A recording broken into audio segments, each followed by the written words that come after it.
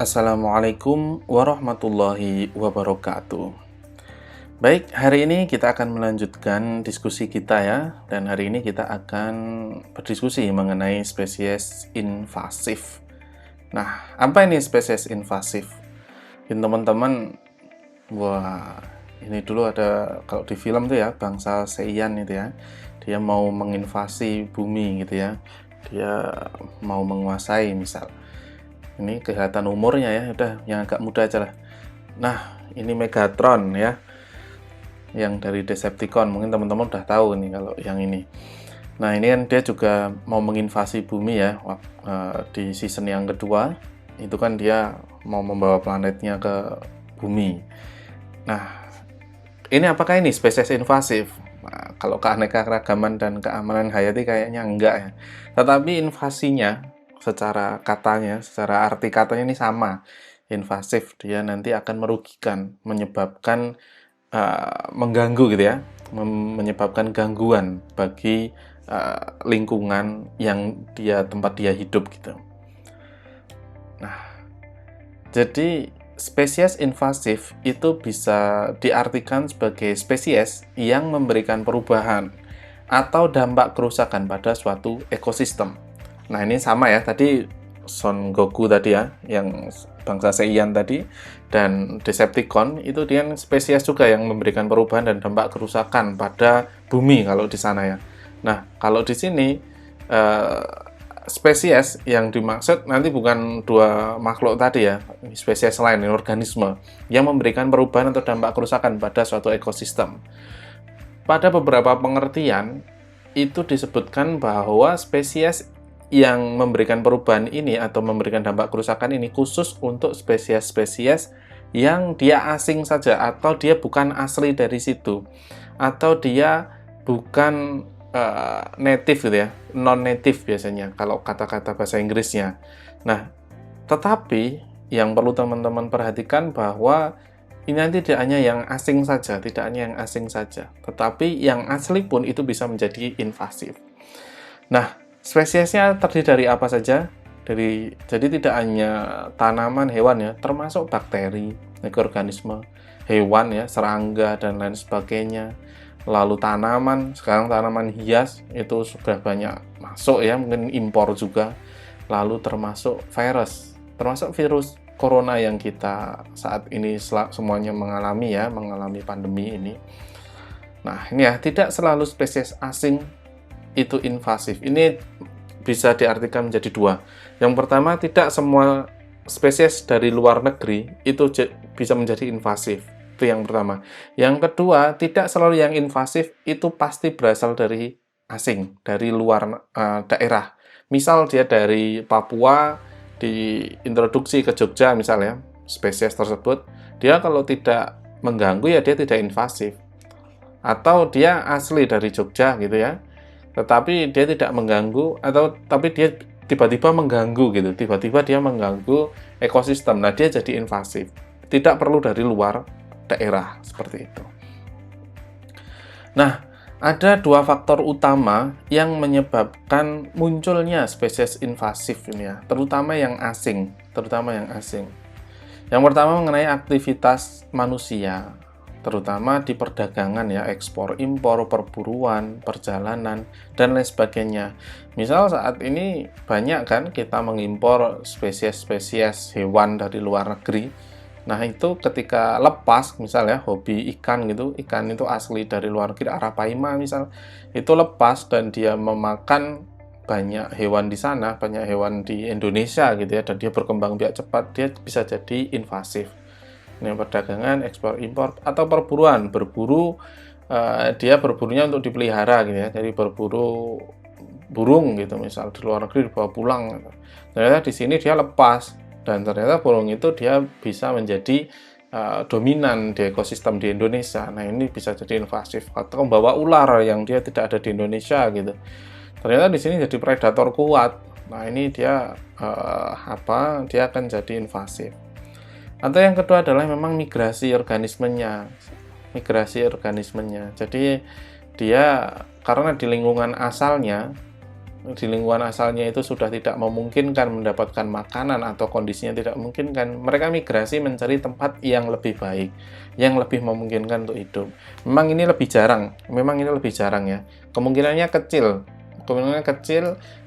Hewan yang dia tidak hidup di tempat lain gitu ya. Misal dia di dataran tinggi misal, tiba-tiba dia hidup di Jogja misal gitu. Itu akan jarang. Tetapi ada yang dia bisa seperti itu, walaupun tidak banyak. Menurut data sekitar 10% saja kemungkinannya. Dan itu tapi ada gitu ya. Itu dia dipengaruhi oleh daya adaptasinya. Dan biasanya ini yang umum adalah predator ya, karena dia sudah memiliki insting untuk menghancurkan gitu ya. Jadi memiliki insting untuk bertahan juga tentunya untuk predator ini. Nah, ini untuk yang dari luar ya, untuk yang asing terutama ini. Tetapi kalau yang dari dalam itu bisa disebabkan karena misal tiba-tiba dia nutrisinya banyak gitu, nutrisinya banyak, populasinya meledak. Misal blooming alga misal. Alga ketika nutrien di lautan atau di perairan itu tinggi. Nah, itu bisa menyebabkan mereka jadi sangat banyak dan membuat misal ikan yang lain atau penghuni perairan yang lain itu mati, misal seperti itu. Nah, lalu dampaknya terhadap kehidupan itu apa sih? Yang pertama jelas terhadap biodiversitas ya, atau keanekaragaman hayati. Itu jelas sekali. Misal di gambar ini ya, ikan yang warna merah ini misalnya, dia ya jumlahnya harusnya segini kan, Nah, tiba-tiba ada predator atau ikan hias ya, misal ikan hias, dia dibeli dari luar negeri gitu, dibawa ke Indonesia, lepas dan memakan ikan yang merah ini, yang kecil-kecil ini. Nah, ini kan nanti habis ya. Nah, ini akan berpengaruh pada biodiversitasnya. Nah, keanekaragaman hayatinya dia akan berkurang. Jelas sekali di sana ya.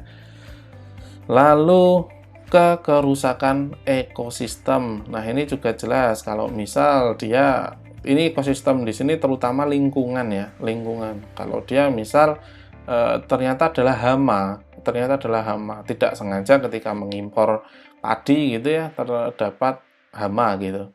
Lalu ketika ditanam dia merusak padi-padi di sekitarnya. Nah, ini bisa menyebabkan kerusakan ekosistem. Lalu yang selanjutnya jelas nih ekonomi. Tadi lanjut ke hama tadi ya, ternyata dia adalah hama. Atau kalau hama jelas ya nanti produksi panen berkurang.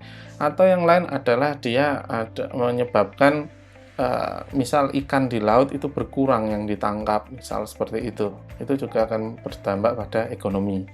Lalu selanjutnya yang kita alami semuanya adalah kesehatan. Kita kan ini introduksi ya, COVID ini dia dari Cina ya, dia masuk ke Indonesia. Dan ini ya invasif, penyakit ini invasif. Jadi dia tidak berasal dari Indonesia tapi dia invasif sekali dan ini berdampak pada kesehatan. Nah, teman-teman ketika ingin ngecek spesies invasif yang ada di dunia itu apa saja gitu ya, berdasarkan daerahnya itu bisa, lalu berdasarkan negara. Nah, teman-teman bisa membuka ini Global Invasive Species Database. Nah, nanti teman-teman ketika membuka di halaman home-nya, di halaman pertamanya ini akan seperti ini. Nah, teman-teman bisa langsung klik bagian Advanced Search Option itu, diklik aja di Advanced Search Option. Nah, ketika diklik di sana, teman-teman akan mendapatkan beberapa menu di sebelah kiri ya, ada taksonomi, lokasi, sistem, pathway, dan lain sebagainya. Ketika kita ingin, contohnya ya, kita ingin spesifik di Indonesia aja, kita klik di location. Jadi di sini adalah kategori gitu ya, lokasi. Kita cek di checklist di Asia Tenggara ya, Southeast Asia, lalu kita checklist Indonesia. Nah, setelah checklist Indonesia di sebelah kanan itu ada search yang merah itu, silahkan diklik. Nah, nanti teman-teman akan mendapatkan banyak sekali spesies invasif yang dia ada di Indonesia. Yang spesies ini masuk ke dalam golongan invasif spesies ya, spesies invasif gitu. Nah, yang dia memberikan perubahan bahkan dampak kerusakan terhadap ekosistem. Nah, ada banyak. Nah, misal saya klik yang paling atas ya, yang Angiopteris effecta ini, saya klik, nanti hasilnya akan lengkap sekali datanya. Nah, misal seperti ini. Dia kingdomnya plantae, berarti dia adalah tanaman. Filumnya apa, kelasnya apa. Di sini nanti akan ada distribusinya, lalu impact-nya, dampak gitu ya. Lalu nanti di bawah akan ada banyak lagi, ada deskripsi spesies, lalu nanti ada taksonomi dan lain sebagainya ya. Jadi ini ada banyak keterangan di sini mengenai invasive spesies. Nah, berikut beberapa contoh ya invasive spesies yang mungkin teman-teman tidak mengira ini bakalan menjadi, atau tidak mengira makhluk-makhluk ini adalah invasive spesies. Nah, yang pertama ini apa? Ini apa ya? Ini adalah enceng gondok. Ternyata enceng gondok itu berasal dari Brasil. Waktu itu didatangkan sekitar tahun 1855 kalau tidak salah. Nah, ini dia menjadi spesies invasif. Teman-teman kalau lihat di danau atau di rawa atau dimanapun itu, ini ada terus ya ini ya. Ada terus enceng gondok ini. Lalu yang kedua adalah kura-kura Brasil. Ini kalau teman-teman hobi ikan mungkin tahu ya, jelas namanya aja kura-kura Brasil. Nah, ini menjadi invasive spesies karena sekarang banyak yang lepas ya. Ada yang lepas dan dia berkembang biak di alam. Lalu, nah ini juga keong emas. Ini ternyata juga diintroduksi dulunya dari Amerika. Ini tidak asli Indonesia ini dari luar negeri. Dan ya teman-teman tahu lah kalau ke sawah pasti telurnya di mana-mana, di kolam juga ada, di sawah. Dan ini juga mengakibatkan kerugian ya terutama ya. Dulunya untuk sumber protein ya, kalau bisa dikendalikan oke. Ini kan sekarang tidak terkendali dan jadi hama ya bagi petani. Nah, kalau yang asli Indonesia, ini ada ikan mujair atau ikan nila ya. Jadi mujair dan nila itu beda. Ini yang saya gambarkan di sini adalah nila. Nah, nila ini ketika kita masukkan ke daerah Aceh gitu ya, ini dia jadinya tidak dia bisa menjadi masalah karena di Aceh tidak ada nila. Jadi keberadaan nila di Aceh yang membludak gitu ya, yang melimpah, itu bisa menjadi masalah tersendiri bagi spesies asli di Aceh. Nah, ini tidak perlu dari luar negeri ya. Kalau yang 3 di atas saja dari luar negeri. Nah, ini enggak. Ini ikan nila ya asli Indonesia. Lalu ikan mas. Ikan mas di Jawa banyak ya. Nah, ini ikan mas Majalaya misal dari Jawa Barat. Ini yang jadi masalah ketika dia diintroduksi, diperkenalkan, dimasukkan ke Papua. Nah, ini ketika dia dominan, dia akan menjadi masalah. Dan ini masuk ke dalam invasive spesies.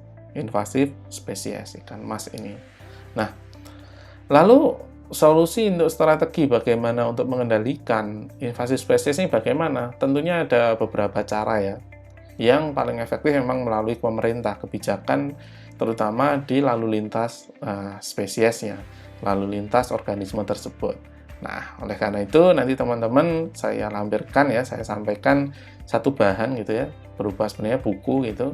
Nanti silahkan teman-teman dibaca, lalu teman-teman silahkan nanti cantumkan kira-kira strategi apa yang diusulkan oleh pemerintah untuk menjadikan solusi spesies invasif di Indonesia. Baik, itu yang bisa saya sampaikan pada video kali ini. Silahkan dipelajari bahan yang saya sampaikan dan tetap semangat ya. Saya cukupkan sekian. Apabila ada salah kata, saya mohon maaf. Wassalamualaikum warahmatullahi wabarakatuh.